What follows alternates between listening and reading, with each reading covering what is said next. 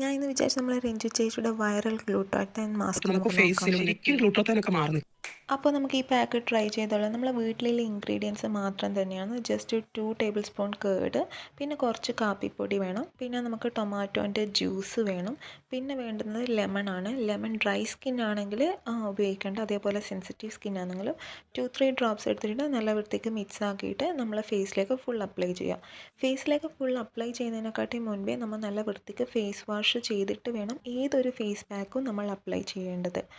എന്നിട്ട് നമ്മൾ ഈ പാക്ക് ഫുൾ നമ്മളെ ഫേസിലേക്കും നെക്കിലേക്കും വേണം അപ്ലൈ ചെയ്യാൻ. ഞാനിപ്പോൾ വീഡിയോ എടുക്കുന്നതുകൊണ്ട് നെക്കിൽ അപ്ലൈ ചെയ്യുന്നില്ല.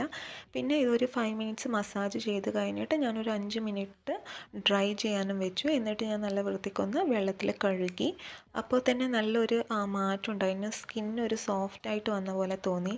അതേപോലെ തന്നെ സ്കിന്നിനൊരു ഗ്ലോ ഉണ്ടായിരുന്നു. ഇത് നിങ്ങളൊരു 7 ഡേ വേണം ട്രൈ ചെയ്യാൻ വേണ്ടിയിട്ട്.